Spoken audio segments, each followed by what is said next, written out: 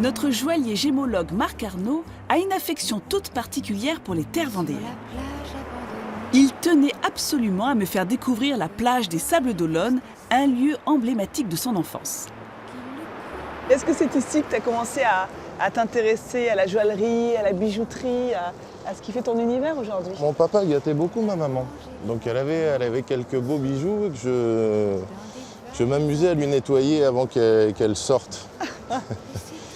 Donc elle s'était dit à un moment donné, tiens, si ça se trouve, le métier de la joaillerie t'intéresserait. Et on avait un ami de la famille qui, lui, était déjà joaillier. Et à cette époque-là, il travaillait chez Chaumet, donc il m'avait fait faire un stage de 4 ou 5 jours. Et là, coup de cœur? Oui. Oui, coup de cœur, oui. Eh bien, moi, j'aimerais bien découvrir ta boutique. Eh bien, écoute, je t'emmène. On y Des va. saphirs, des diamants, des rubis, je vais faire des envieuses.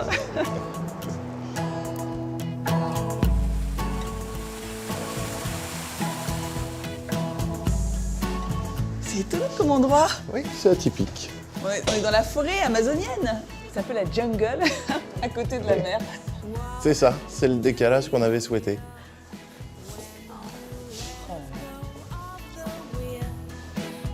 Attends, mais comment t'as fait ça? T'as peint? On peut la voir de plus près? Bien sûr. Tu as peint sur la pierre? Non, la pierre est naturellement comme ça. Impressionnant, là. Elle a autant de nuances de couleurs. Oui. On passe du blanc cassé au bleu turquoise, au bleu mer. C'est le principe de l'opale d'Australie. Mais attends, c'est quand même différentes opales que tu as assemblées ensemble. Non, pas du tout. La fille qui a du mal à comprendre tellement c'est impressionnant.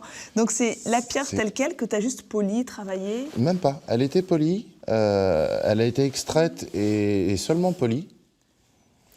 Et après, moi, je la sublime juste en faisant le montage autour. Les aborigènes ont une petite légende par rapport à l'opale. Ils racontent qu'au commencement du monde, à la création du monde, un dieu est descendu sur le continent australien pour y donner la vie.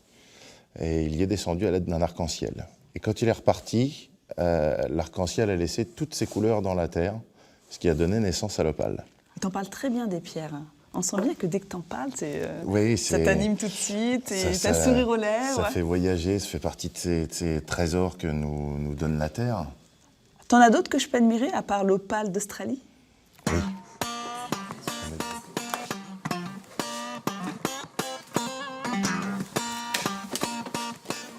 Ah! Alors. Waouh! Là, on a un saphir jaune, par exemple. Parce qu'il faut savoir que le saphir n'est pas que bleu. On trouve des saphirs de toutes les couleurs. Et il n'y a que le rouge qui est appelé rubis. Donc ça, c'est un saphir jaune. Ça, c'est un saphir Ça, jaune. c'est un saphir bleu. Saphir bleu, saphir rose, Oh, c'est impressionnant. saphir violet. Et ça aussi, c'est un saphir. Non, ça, c'est une aigue marine. Comment tu fais la différence? Enfin, si t'es gémologue, excuse-moi. Ça aide. Bah, tu vois, j'aime beaucoup les saphirs, mais là, j'en découvre une autre. Je sais pas trop ce que c'est. Mais je la trouve très jolie, cette pierre également. Alors ça, c'est un rubis étoilé. Un rubis étoilé. Oui. C'est la famille des rubis, toujours. C'est la famille des corindons, donc c'est la même famille que le saphir. Et tout cela en sont.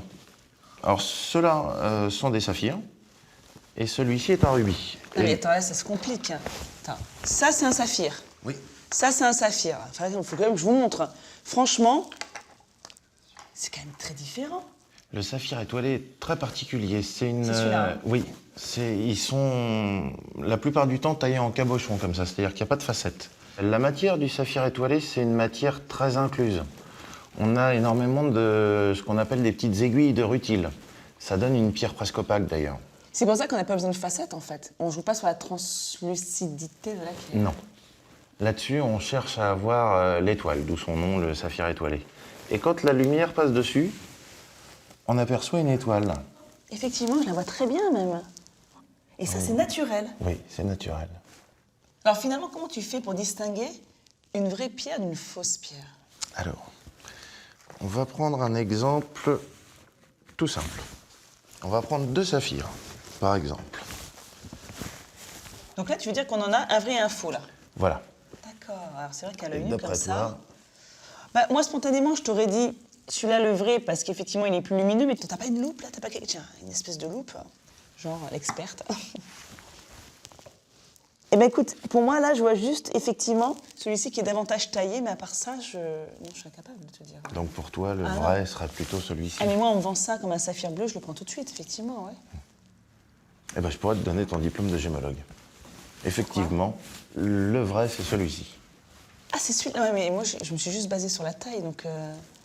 Franchement mon diplôme, je l'aurais un peu volé, Après, mais ça fait plaisir. Je peux te montrer ce qui va les différencier. Donc voilà l'engin de torture. Donc les pierres précieuses font des UV également, de temps en temps. Alors, elles sont regardables sous les UV. Et elles réagissent différemment en fonction de la longueur d'onde. Donc ce que je te propose, c'est de prendre les 2 pierres dans ta main. Et tu vas pouvoir observer aux UV, suivant les UV longs ou les UV courts, les différentes réactions des 2 pierres. Je mets ma main dans la machine à UV. Alors je t'envoie les UV longs. Quelle réaction tu obtiens? Eh ben, j'ai juste 2 pierres bleu marine assez sombres. Voilà, donc là tu as une réaction, ce qu'on appelle inerte. Exactement. Il se passe rien. Non, j'ai juste la main blanche. Voilà. Et maintenant les UV courts.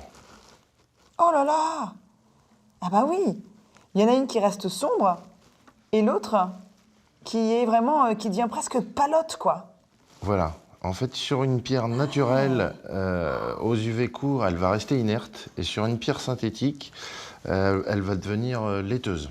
Ah mais complètement, on dirait du plastoc. Ce test-là, il est primordial. Il est redoutable. Ah ouais. Il est redoutable. Bon, je les repose, hein. Hop, double 6. Pourquoi tu les prends avec des pincettes, d'ailleurs? Pour pouvoir regarder dedans sans mettre des traces de doigts dessus. Et les néophytes comme moi, ça prend ça avec les doigts. Ouais, mettre des gros doigts, des traces de frites, il y a tout. Je t'amène à l'établi pour que tu puisses voir les différentes étapes de la fabrication d'un bijou. Donc on part d'une petite bande pour faire la sertissure ou le cerclage, si tu veux, de la pierre en elle-même. C'est-à-dire qu'on a différentes pinces avec différentes formes qui, une fois que ton métal est recuit et bien mou, te permet de pouvoir le mettre en forme. Donc là, tu adaptes ton métal à la forme de ta pierre. Absolument. Donc tu vas obtenir cette petite forme en goutte, là, juste Voilà. là. Et ça, tu le fais à la main, comme ça, Oui. avec ta pince. Voilà. Au fur et à mesure, jusqu'à arriver au contour de la pierre voulue. Tu travailles la monture, tu travailles les pierres. Toi, t'es joaillier. Oui. Quelle est la différence entre le métier de bijoutier et le métier de joaillier? Le joaillier a la particularité de préparer l'objet, le bijou, à accueillir des pierres. Le bijoutier, en règle générale, ne travaille que le métal. Donc toi, t'es bijoutier et joaillier. Voilà, on peut dire ça comme ça. Yes. Donc le pendentif que tu as entre les mains, lui, a été serti et poli. Donc toutes les finitions sont établies et maintenant il est prêt à être porté. Il est prêt à te porter? Oui, absolument. Mais attends, mais il ne demande qu'à être porté, je pense. Ah, je vais aller te chercher une chaîne. Écoutez, 10 secondes de bonheur. Qu'est-ce que ça coûte? Bon, Marc Arnaud, je sais bien que je vais pas pouvoir l'embarquer chez moi, donc tu sais quoi, je vais l'immortaliser tout de suite avec toi. Oui, prends la photo et propose-le à ton À mon mari. mari, c'est ça? C'est une bonne idée. Chérie, t'as compris le message. Attention. La créativité de Marc est sans fin. Un travail exceptionnel qui mérite un article sur mon blog.